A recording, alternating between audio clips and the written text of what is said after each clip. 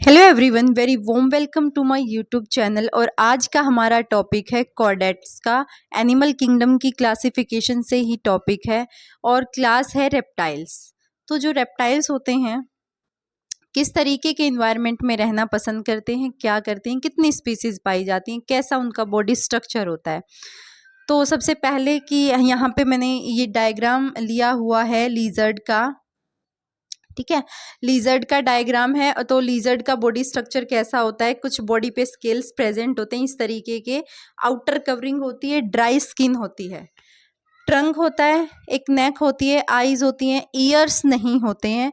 Years की जगह उनके पास एक टिम्फेनम स्ट्रक्चर होता है, एक्सटर्नल ईयर नहीं होते हैं। नोस्ट्रिल होता है, माउथ होता है, फोर लिम्स होते हैं। फोर लिम्स यहाँ पे खास बात है कि पेंटाडक्टाइल लिम्स होते हैं। उनके जो फोर लिम्स होते हैं वो पेंटाडक्टाइल्स होते हैं। हिंड लिम्स होते हैं, टेल होती है। ठीक है, अब है इनकी कि इनकी 10,000 से भी ज़्यादा स्पीसीज इनकी पाई जाती हैं। और ये किस तरीके का लोकोमोशन शो करते हैं, ट्रैवलिंग करते हैं, घिसटते हुए चलते हैं। और इनको क्या बोलते हैं, इनके लोकोमोशन को रेप्टम टाइप का लोकोमोशन भी बोलते हैं। क्रीपर्स होते हैं, घिसटते हुए चलते हैं, यानी कि जिनका स्टमक टच करता हुआ चलता वो होते हैं ट्रैवलिंग। करेक्टर्स की बात करें तो इनके करेक्टरिस्टिक के अंदर ये टेट्रापोड्स होते हैं, वर्टिब्रेट्स होते हैं। वर्टिब्रेट्स होते हैं इसी वजह से ये कॉर्डेटा की कैटेगरी में रखे हुए हैं। With dry and scaly skin, ऊपर वाली जो लेयर होती है, इनकी जो स्किन की लेयर होती है बहुत ही टाइट होती है, ड्राई होती है, स्केल से होते हैं। जैसे एग्जांपल में क्रोकोडाइल के ऊपर कितने सारे स्केल्स होते हैं, बहुत ही हार्ड टफ स्केल्स होते हैं। And no external ear, ear नहीं होते एक्सटर्नल, उसकी जगह टिम्फेनम टाइप स्ट्रक्चर होता है। अगर हैबिटेट की बात करें तो दोनों में, लैंड में भी और एक्वेटिक में भी, दोनों में मिलते हैं। मोस्टली ये टेरिस्ट्रियल होते हैं, मोस्टली टेरिस्ट्रियल होते हैं। कुछ वार्म ब्लडेड होते हैं, कुछ कोल्ड ब्लडेड होते हैं। इनमें से कुछ होते हैं जो बॉडी के टेम्परेचर को मेंटेन करके रख सकते हैं, कुछ होते हैं बॉडी टेम्परेचर को मेंटेन नहीं कर पाते हैं। अगर वहीं पे मोरफोल एक्वेटिक की बात की जाए तो एक्वेटिक है एज ए क्लोका। क्लोका क्या होता है, क्लोका होता है कि जहाँ पे एक सिस्टम होता है जहाँ पे रेस्पिरेटरी ऑर्गन भी, एक्सक्रीटरी ऑर्गन भी, डाइजेस्टिव ऑर्गन भी, सारा सिस्टम जाके उस एक कैविटी में ओपन होता है। और वो कैविटी बाद में ओपन हो जाती है एक्सक्रीटरी सिस्टम में, तो वो होती है क्लोका। कभी कभी उसको रेस्पिरेशन के लिए भी यूज कर लेते हैं। फिर है नेक्स्ट, मोर्फोलॉजी में हम बात कर चुके हैं। हेड होता है, नेक होता है, ट्रंक होता है, एक टेल होती है। टेल पे कुछ ऐसे स्केल्स प्रेजेंट होते हैं, इस टाइप के स्केल्स लाइक स्ट्रक्चर। अगर रेस्पिरेशन की बात करें तो लंग्स और क्लोका, क्लोका की यहाँ बात कर चुके हैं कि क्लोका होता क्या है। तो बहुत सारी ओपनिंग्स एक ही कैविटी के अंदर, और वो कैविटी है जो एक्सक्रीटरी सिस्टम में जाके ओपन हो जाती हो। इस तरीके का कुछ स्ट्रक्चर होता है कि डाइजेस्टिव सिस्टम की भी, रेस्पिरेटरी सिस्टम की भी, बाकी सब की ओपनिंग एक ही कैविटी में होती हो, इसको बोला जाता है क्लोका। अब ये कहाँ ओपन होता है, ये होता है एक्सक्रीटरी सिस्टम के लिए, इस टाइप का स्ट्रक्चर होता है। तो ये किसके लिए, ये रेस्पिरेशन के लिए इस क्लोका को भी यूज करते हैं। अगर सर्कुलेशन की बात की जाए, ब्लड सर्कुलेशन की, तो इनका क्लोज्ड टाइप सर्कुलेशन होता है। इनकी जो आरबीसी है वो न्यूक्लिएटेड होती हैं। हैज़ 3 चैम्बर्ड हार्ट, इनके पास 3 चैम्बर हार्ट पाया जाता है, पर एक एक्सेप्शंस आते हैं इसमें। 3 चैम्बर हार्ट पाया जाता है, बाकी रेप्टाइल्स का सिर्फ एक एक्सेप्शंस आता है, वो एक्सेप्शन है क्रोकोडाइल। क्रोकोडाइल के पास होता है 4 चैम्बर हार्ट।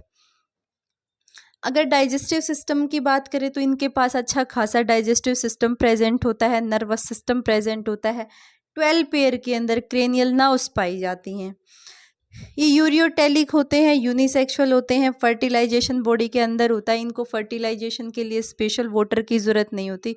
जैसे कुछ कह सकते हैं कि कॉर्डेट्स होते हैं, फिशेस के अंदर कुछ ऐसे होते हैं जो मरीन में तो पूरी लाइफ स्पैन अपना स्पेंड करते हैं मरीन वाटर में, पर उनको रिप्रोडक्ट यानी उनको एग हैच करने के लिए, लार्वा प्रोड्यूस करने के लिए जाना पड़ता है, रिप्रोडक्शन के लिए उनको फ्रेश वाटर में जाना पड़ता है, क्योंकि वो फ्रेश वाटर में एग को प्रोड्यूस नहीं कर सकती हैं। कुछ कॉर्डेट्स की बात मैं कर रही हूँ यहाँ पे।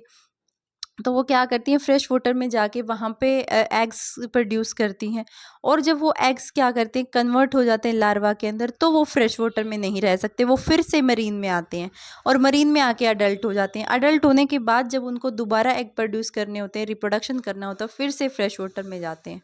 तो ये क्या करते हैं, इनको ऐसी ज़रूरत है नहीं कि इनको वाटर में ही फर्टिलाइजेशन इनका हो, तो बॉडी के इंटरनल में फर्टिलाइजेशन हो जाता है। अगर डेवलपमेंट की बात करें तो डायरेक्ट डेवलपमेंट हो जाता है, कोई लार्वल स्टेज नहीं आती है। इनडायरेक्ट डेवलपमेंट में मोस्टली लार्वा की स्टेज आती है। जैसे एग्जांपल के लिए एम्फीबियंस के अंदर राना टिग्रीना फ्रॉग लिया था। कुछ ओविपेरियस होते हैं, शेल एग योक प्रोड्यूस करते हैं। एग्जाम्पल इसके हो सकते हैं स्नेक्स, लीजर्ड्स, टर्टल्स, क्रोकोडाइल्स। जो टर्टल्स होते हैं, टोर्टोइस और जो टर्टल्स होते हैं उनमें डिफरेंस होता है। जो ऊपर वाली शेल होती है वो जो टोर्टोइस होते हैं उनकी हार्ड होती है, क्योंकि उनको ज़्यादा बोल सकते हैं कि मरीन वाटर या ऐसी कंडीशंस में रहना होता है। बाकी जो टर्टल्स होते हैं वो टोर्टोइस से थोड़ा अलग होती है, उनकी जो आउटर शेल होती है वो टर्टल जितनी हार्ड नहीं होती है, बाकी हार्ड होती है। तो ये था हमारा टॉपिक रेप्टिलिया का, जिसके अंदर हमने आज लीजर्ड का स्ट्रक्चर है ये, और लीजर्ड की बॉडी को कवर किया है। इसी तरीके से क्रोकोडाइल की बॉडी भी होती है, उस पर भी क्या होते हैं, ऐसे ही स्केल्स होते हैं जिन्हें स्केचुला बोला जाता है। ऐसे ही जो टोर्टोइज होता है उसकी बॉडी पे भी स्केल्स प्रेजेंट होते हैं। तो जो मोस्ट रेप्टिलिया होते हैं उनकी जो बाहर वाली स्किन होती है, आउटर लेयर होती है स्किन की, वो बहुत ही ड्राई रहती है। फ्रॉग की तरह नहीं होता कि क्यूटेनियस स्किन है वो स्किन से रेस्पायर कर सकते हो, ये स्किन से रेस्पायर नहीं करते हैं। बाकी ये अपने बॉडी टेम्परेचर को मेंटेन कर सकते हैं। तो ये था हमारा टॉपिक रेप्टाइल्स का कोडेट्स के अंदर। तो हमने कवर कर लिए हैं रेप्टाइल्स भी, एव्स भी और मैमल्स भी।